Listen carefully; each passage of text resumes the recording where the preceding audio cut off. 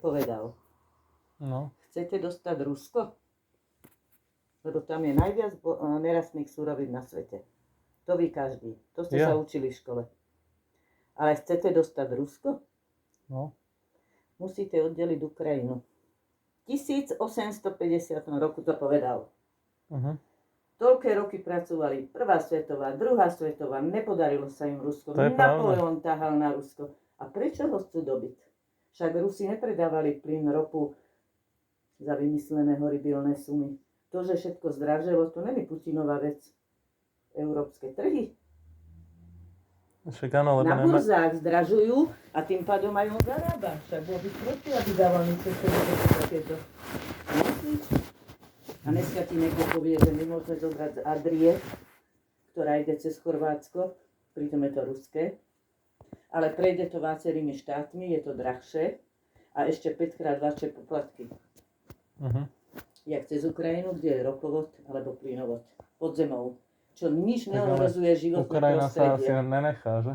Čo Ukrajina? Ukrajina si asi nenechá voziť cez seba.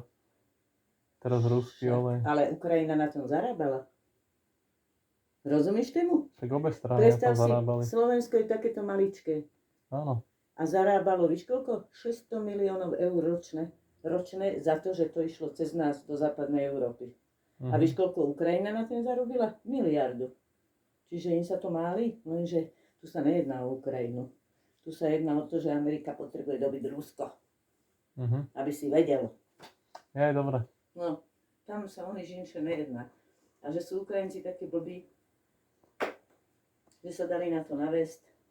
Však si zeber, že na Ukrajine bolo vyše 40 miliónov obyvateľov. 12 miliónov odišlo, ešte nebola ani vojna.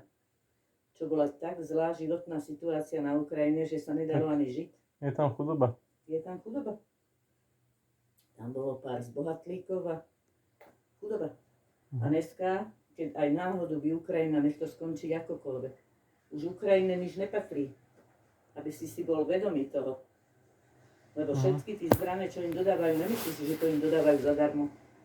Za peníze. Tu len Slovensko bolo také sprosté, že im zadarmo poslalo našu protivzdušnú obranu, naše letadlá, no? A my si to teraz musíme kúpiť a nám to nikto nezaplatí. Takže to sú také veci, vieš, že... Čo už, no? To len, aby si bol v takém inačom obraze. No je to nemusíš to nikde ináčí obraz. Lenže to si musíš sám v hlave dať dokopy. A nemusíš sa s niekým hádať. Ja sa s nikým nehádam, prečo by som sa mala hádať? Ale minule som si vypočula talianskeho novinára, ktorý to krásne zesumarizoval od roku 91 až po ten puč na Ukrajine protidemokraticky zhodili prezidenta za to, že nechcel, jak by som ti to povedala, kolonizovať vlastnú krajinu západom. Víš, akože, toto všetko bolo v tej asociačnej dohode. Čo myslíš, že Slovensko prečo vstúpilo do Európskej únie? Museli sme plynárne, elektrárne sprivatizovať. Za babku. A dneska si oni môžu dvíhať ceny a my máme platy maličké. Prečo nám nepovedal, že dvihnite si aj platy také, aké máme my? To ich netrápi. Rozumieš, to je Európska únia. Hen tí prachaté štáty, ktoré kolonizovali celý svet, sú vysoko nad nami v platoch, ale ináč. No. S rozumom takto. A keď si chcel vstúpiť do Európskej únie, tak si musel byť najprv v NATO. A keby náhodou volačo, tak čo myslíš? My sme neboli najprv v EU? Nie, najprv NATO. Kedy sme išli do NATO? 1. mája 2004 sme vstúpili do Európskej únie. No. A v tom roku, alebo predchádzajúcem sme vstúpili do NATO, lebo bez toho by sa nezebrali do Európskej únie. Oni si potrebujú chrániť svoje investície.